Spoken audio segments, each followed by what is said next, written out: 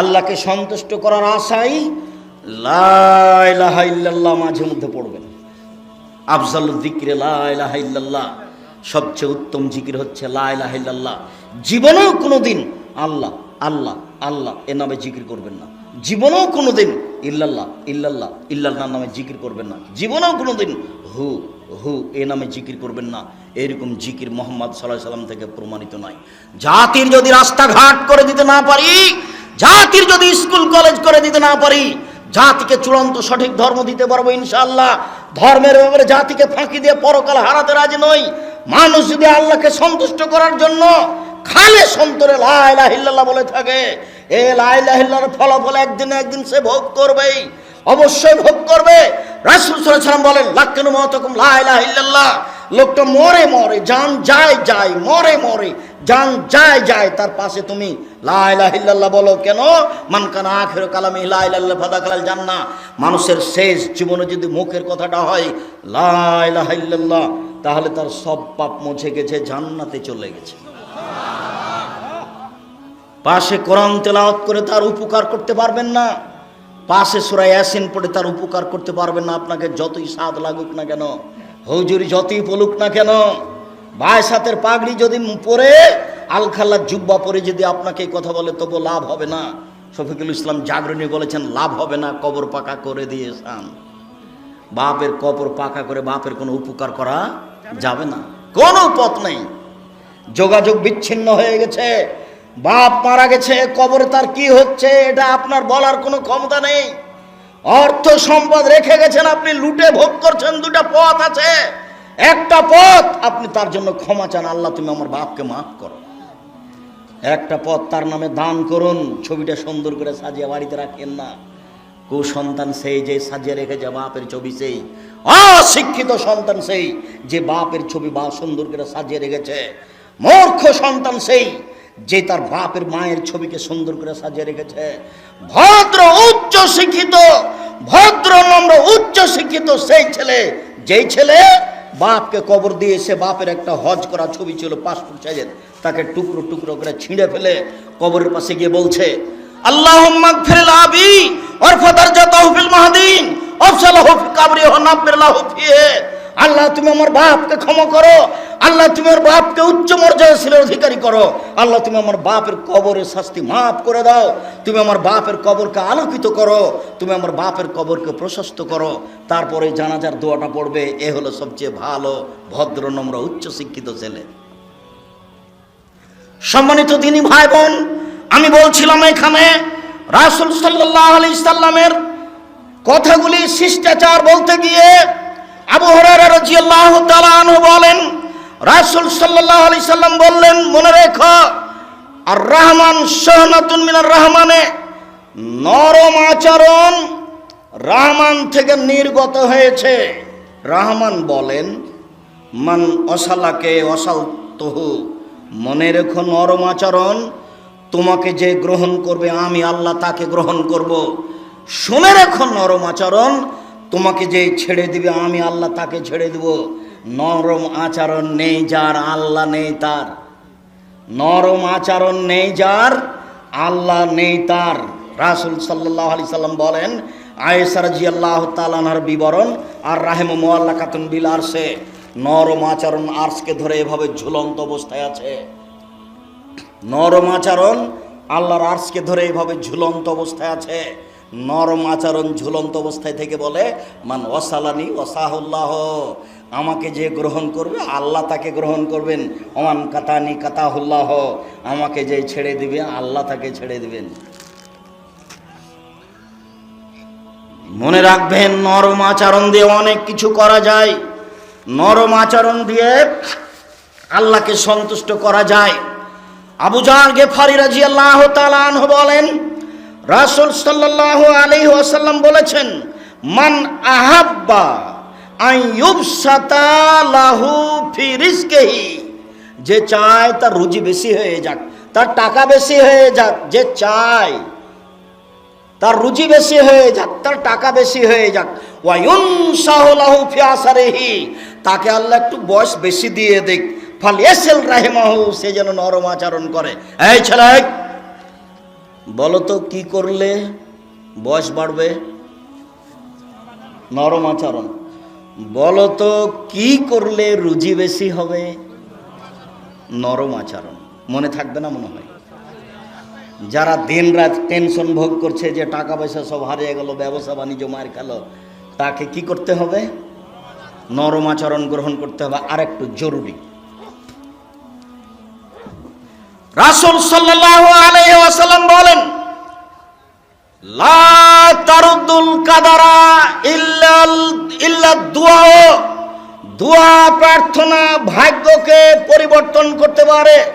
পৃথিবী সৃষ্টির 50,000 বছর পূর্বে যে ভাগ্য লেখা হয়েছে, মায়ের পেটে যেদিন 3-4 মাস, ওই ভাগ্য যেটা লেখা হয়েছে, আপনি যদি বেশি বেশি দোয়া প্রার্থনা করেন তাহলে সেটা কেটে দিয়ে আল্লাহ নতুনভাবে লিখে দিবেন।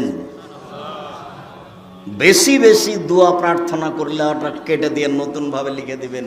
এরপরে আল্লাহ রাসূল বলছেন, এইটা খুব জরুরি।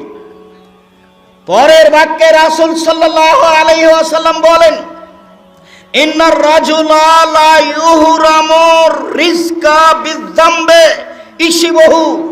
মানুষ পাপ করলে রুজি কমে যায়। এই ছেলে, খুব যথাযথভাবে কথাকে মূল্যায়ন করতে হবে। পেশাব লাগুক, পায়খানা লাগুক, কিছুক্ষণ অপেক্ষা করবেন। আমি সারা রাত বক্তব্য দিই না, কাজে আপনি আমাকে কোনো সময় বিরক্ত বোধ দেখাবেন না। আর কোনো একটা বাক্যকে আপনি স্বাভাবিক মনে করবেন না, মনে করবেন কোটি টাকা দামের। আজ থেকে খুব ভালো করে মেনে নেন। এই ছেলে, তুমি ব্যবসায় মায়ের খাচ্ছ, তুমি কথা ভালো করে শুনে নাও। মুরব্বী আপনাকে বলছি, আপনার ছেলে মেয়ে ব্যবসায় মার খাচ্ছে, জমি জায়গায় অর্থ সম্পদে মার খাচ্ছে, সব কিছু হারালো। আপনি শুনে রাখেন, আমি বলিনি এই কথা। মুহাম্মদ সাল্লাল্লাহু আলাইহি সাল্লাম বলছেন, পাপ থাকলে রুজি কমে যাবে, পাপ থাকলে ব্যবসা বাণিজ্য মায়ের খাবে, পাপ থাকলে অর্থ সম্পদ নিচের দিকে নেমে আসবে। আব্দুর রাজাক সাহেব, এই হিন্দুদের কিনে কি আছে? এই কথা বলে নিজেকে ধ্বংস করবেন না। আপনার বিচার হবে, তার বিচার হবে না। অতএব তারটা দেখে আপনার কোনো লাভ নেই, তার বিচারই নেই, তার দাড়ি পাল্লাই নেই, তার ওজনই নেই, তার হিসাব নিকাশই নাই। ফিনারে জাহান্নামে খালিদিনা ফিহা, সে চিরদিন জাহান্নামে থাকবে। এই নিয়ে আপনার মাথা ব্যথার প্রয়োজন নেই। আমি বললাম যে 4 শ্রেণীর মানুষের কবরের শাস্তি হবে না। 1, রাতে সূরা মুলক পড়ে যে। 2, শহীদ হয় যে। 3, পেট ব্যথায় মারা যায় যে। 4, জুমার দিন শুক্রবারে মারা যায় যে। তখন একটা ছেলে বলছে, ও আব্দুর রাজাক সাহেব, হিন্দু যদি জুমার দিনে মারা যায়, এটা কি কোনো উত্তর হলো? খুব পাপী যদি মারা যায়, তো আপনি ওই দিকে গেলেন কেন? আপনি পিছন দিকে গেলেন কেন? আপনি এটা আল্লাহর একটা রহমত, দয়া, এদিকে থাকেন। আপনি এটা ভোগ করেন যে আমার মরণটা জুমার দিনে হলে ভালোই হয়। আজ থেকে আপনি দোয়া করতে থাকেন। আল্লাহ নবী বলেছেন, এই কথা তো আমি বলিনি। 4টার মধ্যে সহজ কোনটা বলেন তো দেখি? 3টাই কঠিন। জুমার দিনে মারা যাবে কিনা বলতে পারি না, শহীদ হয়ে মারা যাবে কিনা বলতে পারি না, পেট ব্যথায় মারা গেলে কোন ব্যথা তা বলতে পারি না, কিন্তু রাতে সূরা মুলক পড়বো, এটা নিজের ব্যাপার। সূরা মুলকের আর একটা ঘটনা আছে। আল্লাহ নবী বলছেন, যেই সূরা মুলক পড়বে, বিচারের মাঠে সূরা মুলক এমন ভাবে তার পক্ষে লড়বে, যতক্ষণ পর্যন্ত ক্ষমা না হবে ততক্ষণ পর্যন্ত সূরা মুলক যাবে না। আগে ক্ষমা, তারপরে সরা। আল্লাহ বলবেন সরো না, আগে ক্ষমা হতে হবে তারপরে। যার জন্য আপনাকে বলি, আমি কোরআন মাজিদ পড়তে শিখুন, সূরা মুলক পড়তে রাতে অভ্যাসী হবেন। বলছিলাম সম্মানিত দিনী ভাই, মানুষ যদি রুজি বেশি করতে চায়, মানুষ যদি তার বয়স হায়াত বেশি করতে চায়, তাহলে সদাচরণ করতে হবে, জরুরি। মানুষ যদি অর্থ সম্পদ বেশি করতে চায়, তাহলে পাপ থেকে বেঁচে থাকতে হবে। যুবক, তোমাকে আমি বহুদিন বলেছি, এই মোবাইল তুমি আমার ব্যবহার করিও না। ছোট মোবাইল ব্যবহার করো, যাতে ল্যাংটা মেয়ে দেখা যায় না। জাতি ধ্বংস হলো ল্যাংটা মেয়েকে দেখে, মহিলারাও ধ্বংস হলো নগ্ন মেয়েকে দেখে। অতএব পরকাল হারায়েন না এইভাবে গোপন পাপ করে। বিচার একদিন হবে এইভাবে, তখন কঠিনভাবে ঠেকে যাবেন, রক্ষা করার কেউ থাকবে না। বিপদ নেমে আসলে কেউ রক্ষা করার থাকবে না। সেই দিন আপনার একমাত্র বাঁচার পথ হবে আপনার নিজস্ব কর্ম, আপনার নিজস্ব আমল। কেউ আপনার পক্ষে সাড়া দিবে না। সম্মানিত দিনী ভাই বোন, আপনার পক্ষে সাড়া দেওয়ার মাত্র 4টে জিনিস আছে। 1, কোরআন তেলাওয়াত। 2, তাসবিহ তাহলিল জিকির আজকার। 3, সিয়াম রোজা। 4, কালো পাথরে চুমা দেওয়া, বৈধ টাকায় হজ করা, আবার রাসূলের পদ্ধতিতে। ঢাকাতে যদি লাব্বাইক আল্লাহুম্মা লাব্বাইক বলেন তাহলে এই হজ বাদ পড়ে গেছে। আর যদি একাধিকবার উমরা করেন, উমরা করতে গিয়ে হজ করতে গিয়ে সেটাও বাদ। শুধু তপ করতে হবে, অন্য কিছু নয়। মানে ইবাদতের মধ্যে বিদআত ঢুকলে সব কিছু হারিয়ে যাবে। সম্মানিত দিনী ভাই বোন, আপনাকে আমি সদাচরণের কথা বলছিলাম। রাসূল সাল্লাল্লাহু আলাইহি ওয়াসাল্লাম বলেন, লাইসাল ওয়াসালু বিল মুকাফি, ওই লোকটা আমাকে ভালোবাসে তাই আমি তাকে ভালোবাসবো, এর নাম ভালোবাসা নয়। ও আমার সাথে সদাচরণ করে তাই আমি তার সাথে সদাচরণ করব, এর নাম সদাচরণ নয়। রাসূল সাল্লাল্লাহু আলাইহি ওয়াসাল্লাম বললেন, এই যা কতিয়াত রাহিমাহু ওয়া সালাহা, ও যত কাটে তুমি তত জড়াও, ও যত কাটে তুমি তত জড়াও। আমি আব্দুর রাজ্জাক বিন ইউসুফ নিজেও চেষ্টা করি, সামলাতে পারি না, কুলাতে পারি না। আমাকে কোনোদিন কারোর বিরুদ্ধে বলা লাগেনি, তবে মানুষ বলে আমি এটা শুনতে পাই, দেখতে পাই, নেটেও দেখতে পাই। আমি তো দেখি না, মানুষে বলে যে দেখি আপনার পিছনে বহু মানুষ লেগে আছে। আমি কবে লেগেছি সেটা দেখা তো দেখি। আমি প্রয়োজন মনে করি না। তুমি যাকে দেখছো পিছনে লেগে থাকতে আমি তার নামটাই নি না। খবরদার, খুব সাবধান। কোনোদিন মানুষের পিছনে লেগে নিজেকে সফল করতে চাইেন না। মানুষের পিছনে গেলে নিজের সফলতা অর্জন করতে চাইেন না, ভুল কথা। এমনি তো এটা গীবাত, যেদিন আলোচনা আসবে সেদিন ভিন্ন কথা। আপনাকে আমি বলতে চাচ্ছি, সম্মানিত দিনী ভাই বোন, পৃথিবীতে আপনার সদাচরণ সবচেয়ে কাছের মানুষ হচ্ছে আপনার পিতামাতা। একজন এসে বলছে, আল্লাহর নবী, মা হাক্কুল ওয়ালাদে আলাল ওয়ালিদাইনে, বাপ মা ছেলে মেয়ের কাছে কি হক পায়, বাপ মা ছেলে মেয়ের কাছে কি পায়? তখন আল্লাহ রাসূল বলছেন, বলো কি? হুমা জান্নাত নারকা, তারাই দুজন তোমার জাহান্নাম, তারাই দুজন তোমার জান্নাত, তারাই দুজন তোমার জাহান্নাম, তারাই দুজন তোমার জান্নাত, ওরাই তোমার জাহান্নাম, ওরাই তোমার জান্নাত। কি বুঝলেন? একটা লোক এসে বলছে, আল্লাহর নবী, আমি যুদ্ধে যাব, সেই জন্য আপনার কাছে পরামর্শ নিতে এসেছি। তখন আল্লাহ রাসূল বলছেন, হাল্লাকা উম্মুন, তোমার মা আছে? তোমার মা আছে? জি, আমার মা আছে। তখন বলছেন, তোমার মায়ের সাথে তুমি থাকো, মায়ের পায়ের নিচে জান্নাত তুমি মনে রেখো। বাপ মায়ের দিকে সুনজরে তাকালে কবুল হজের সমান নেকি হয়, এ কথা মিথ্যা। বাপ মায়ের দিকে সুনজরে তাকালে কবুল হজের সমান নেকি হয়, এ কথা মিথ্যা। বাপ মায়ের পায়ের নিচে জান্নাত, এ কথা সত্য। তো মায়ের পায়ের নিচে জান্নাত আছে মানে কি? মায়ের পায়ের নিচে জান্নাত আছে নাকি? মায়ের সাথে ভালো আচরণ করলে জান্নাত হবে, এ কথাই ঠিক। আপনি দেখবেন মা একেবারে উল্টা। দিন রাত দেখবেন আপনার মা আপনার বউকে গালি দিচ্ছে, আপনার স্ত্রীকে গালি দিচ্ছে, আর বড় মাছের চাকাটা আপনার বোনের ছেলের হাতে দিচ্ছে। টাকা আপনি যেটা দিয়েছিলেন সেটা আপনার বোনকে দিয়ে পাঠিয়ে দিয়েছে। আপনি যা দেখছেন সবই উল্টা। আল্লাহ এখন পরীক্ষা করছেন আপনাকে, আপনি পরীক্ষায় পড়েছেন, সাবধান। এখন আপনাকে পেশাব পায়খানা আপনাকে পরিষ্কার করতে হবে, কথা আমি বলেছি আপনাকে বহুবার। সন্ধ্যার সময় এসে দেখছেন আপনার মা বিছানায় পেশাব করে ভিজা বিছানায় শুয়ে আছে। আপনি আপনার স্ত্রীকে বললেন, হ্যাঁ তুমি আমার মার পেশাব পরিষ্কার করনি কেন? তখন আপনার স্ত্রী বলছেন, আপনার মা আমাকে অকথ্য ভাষায় গালি দেয়, আমি আপনার মাকে দেখবো কেন? তুমি দেখো গা। এ কথার কি উত্তর আছে? এ কথার উত্তর কিছু নাই। তোমার পেশাব পরিষ্কার করবে তুমি, কাপড় ধুয়ে দিবে তুমি, গোসল করিয়ে দিবে তুমি, কাপড় বদলিয়ে দিও তুমি, মাথায় করে কাঁধে করে তোমার মাকে হাসপাতালে নিয়ে যাবা তুমি। তোমার বোন এসে করতে পারবে না, ও শ্বশুর বাড়িতে আছে।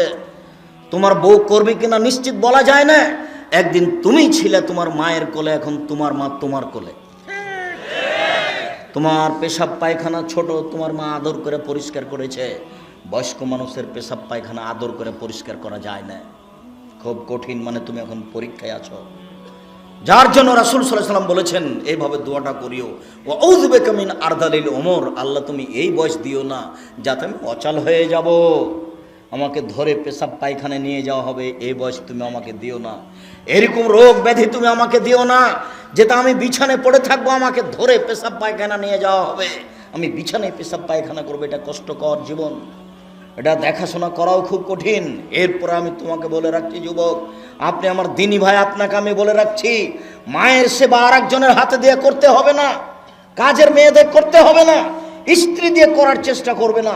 স্বেচ্ছায় কেউ করে সেটা ভিন্ন কথা, আপনি মনে করবেন এটা আমার জিম্মেদারি, কাপড় আমি পরিষ্কার করব। কলেজ থেকে এসে, স্কুল থেকে এসে, ব্যাংক থেকে এসে আগে মায়ের কাছে যাব, খবর নিব, মা খেয়েছে কিনা, কাপড়ে পেশাব করেছে নাকি, সব কিছু দেখার পরে আমার খাওয়া আগে।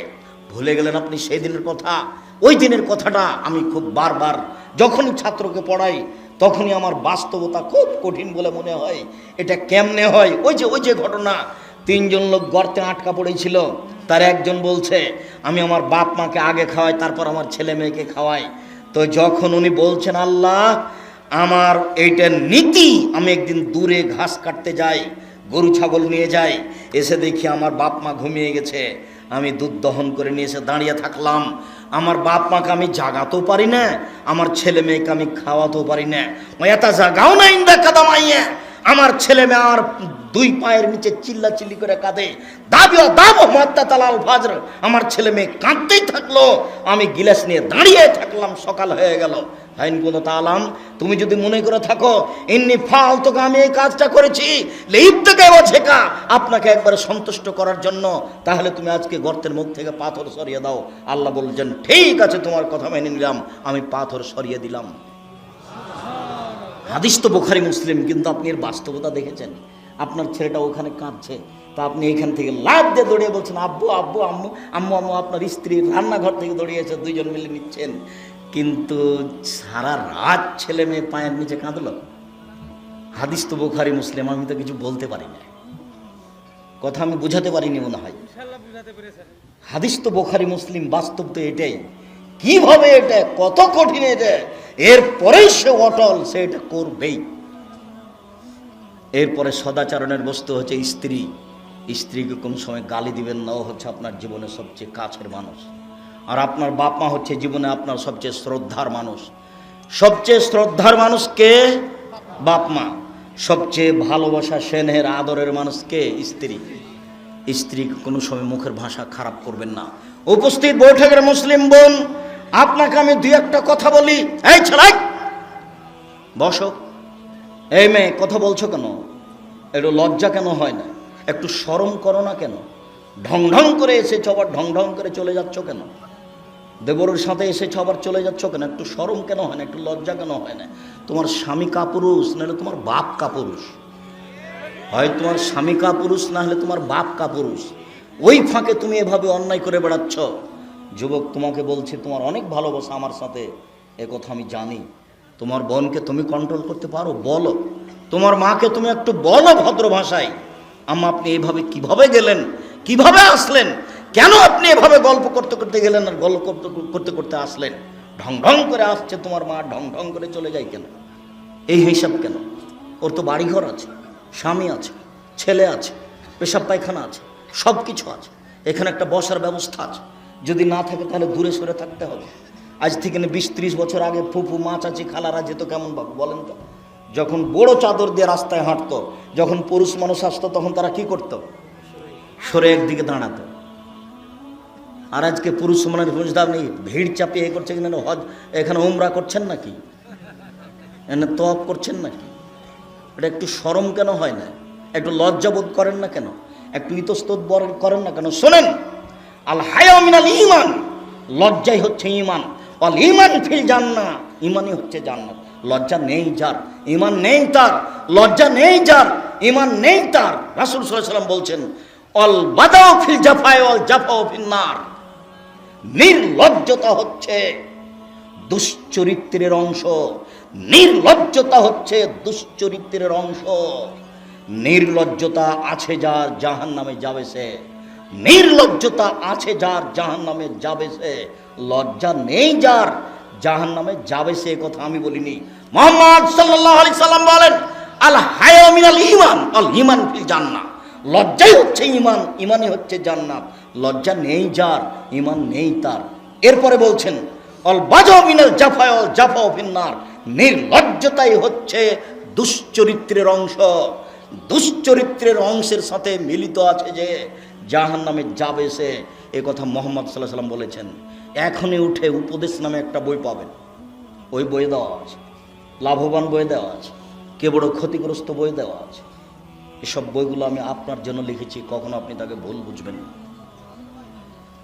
যদি এমনি চলে যান পকেটে টাকা নিয়েই, তাহলে আমি বুঝবো আপনি আসলে ইমানদারের পরিচয় দিয়ে কাজ করেননি, ভুল হয়েছে। উপস্থিত বৈঠকের মুসলিম বোন, আপনাকে আমি রাসূল সাল্লাল্লাহু আলাইহি সাল্লামের পদ্ধতিতে বলতে চাই, আপনার জন্য জান্নাত সহজ। এক, 5 ওয়াক্ত সালাত খামসাহা। 2, সামাত সারা, রমজান মাসের সিয়াম রোজা। 3, আতাত বালাহা, স্বামীকে মেনে চলা। 4, আহসানাত ফারজাহা, জেনায় লিপ্ত না হওয়া। এই 4টা কাজ যদি মহিলারা করে, জান্নাতের সব দরজা খোলা। এ কথা আমি বলিনি, এ কথা মুহাম্মদ সাল্লাল্লাহু আলাইহি সাল্লাম বলেছেন। আদর্শ নারী বইয়ে আছে, আদর্শ পুরুষ বইয়ে আছে। এই হাদিস আপনি 2 বইয়ে দেখতে পাবেন, অন্যান্য বইও আছে, উপদেশ বইও আছে। 4টা জিনিস যদি মহিলারা করতে পারে, জান্নাতের সব দরজা খোলা। এরকম কোন কর্ম পুরুষের জন্য নেই, এমন কোন 4টা কর্ম নেই যে পুরুষ করলে তার জন্য জান্নাতের সব দরজা খোলা। তবে আপনি যদি বলেন, আব্দুর রাজ্জাক সাহেব, আপনি একদিন বলছিলেন, কেউ যদি ওযু করার পরে বলে, আশহাদু আল্লা ইলাহা ইল্লাল্লাহু ওয়াহদাহু লা শারীকা লাহু ওয়া আশহাদু আন্না মুহাম্মাদান আবদুহু ওয়া রাসূলুহু, তার জন্য জান্নাতের সব দরজা খোলা। তো এই কথা তো ঠিক, তো পুরুষ করলো ঠিক, মহিলা করলো ঠিক। কথা বুঝাতে পারিনি। অজু করার পরে যদি পুরুষ এই কথা পড়ে, তো জান্নাতের সব দরজা খোলা। অজু করার পরে যদি মহিলা এই দোয়া পড়ে, তো সব দরজাই খোলা তার জন্য। তো মহিলার জন্য যেটা খাস আছে, এটা পুরুষের জন্য নেই। আরেকটা হাদিস আপনাকে বলি, রাসূল সাল্লাল্লাহু আলাইহি সাল্লাম বলছেন, নবীগণ জান্নাতে যাবেন, শহীদেরা জান্নাতে যাবেন, সিদ্দিক সত্যবাদীরা জান্নাতে যাবেন, মহিলারা জান্নাতে যাবে। একটু বাক্য লাগানো আছে, তবে স্বামী যদি রাগ করে, তো স্বামী খুশি না হওয়া পর্যন্ত খাবে না। এই মহিলারাও জান্নাতে যাবে। সিরিয়ালে 4 নম্বরে আছে, তবে একটু কথা লাগানো আছে। 1, নবীগণ জান্নাতে যাবেন। 2, শহীদেরা জান্নাতে যাবে। 3, সিদ্দিক সত্যবাদীরা জান্নাতে যাবে। 4, মহিলারা জান্নাতে যাবে। সেই মহিলা যার স্বামী একটু রাগ করে, সন্তুষ্ট না হওয়া পর্যন্ত খায় না। এরা জান্নাতের সিরিয়ালে আছে। আপনাকে আমি সতর্ক করে বলতে চাই, রাসূল সাল্লাল্লাহু আলাইহি সাল্লাম বলেন, সিনফান মিনাল আহলিন নার, 2 শ্রেণীর মানুষ জাহান্নামে যাবে। 1 শ্রেণীর মানুষ যাদের হাতে লাঠি থাকে, মানুষকে পিটায়। আর 1 শ্রেণীর নারী, নিসাউন, মহিলা, কাসিয়াতুন, কাপড় পরে থাকে, আরিয়াতুন, উলঙ্গ, মুমিলাতুন, তারা পুরুষকে নিজের দিকে আকৃষ্ট করে, মায়লাতুন, তারা নিজেরা আকৃষ্ট হয়। লায়াত খোল্লান জান্নাত, তারা জান্নাতে যাবে না। ওলা ইয়াজিদনা রিহাহা, তারা জান্নাতের গন্ধ পাবে না। ফাইনাল লিহা তারা তুজাদু মিন মাসিরাতি কাদা ওয়া কাদা, যে জান্নাতের গন্ধ 1 বছরের দূরত্ব পথ থেকে পাওয়া যায়। সম্মানিত দিনী ভাই বোন, এই হাদিস আপনাদের মুখস্থ হয়ে আছে। পুনরায় আপনাকে আমি স্মরণ করার জন্য অনুরোধ জানাচ্ছি। আপনার মাই নগ্ন পোশাকে ঘুরে, ছোট ব্লাউজ পরে আছে। আপনার বোনই নগ্ন পোশাকে ঘুরে, নগ্ন পোশাক পরে স্কুল কলেজে যায়। এখন বসে আছে নগ্ন পোশাক পরে। ফলাফল ভালো নয়, ফলাফল খারাপ। নিজের অঙ্গ প্রত্যঙ্গ জাতিকে দেখিয়ে জান্নাত কিনা যায় না, নিজে বেহায়া হয়ে চলে জান্নাত কিনা যায় না। জাহান্নাম আগে থেকে ঘোষণা আছে। মর্মে দিনী ভাই বোন, আপনাকে আমি এই বিষয়ে খুব সাবধান ও সতর্ক থাকার জন্য অনুরোধ জানাচ্ছি।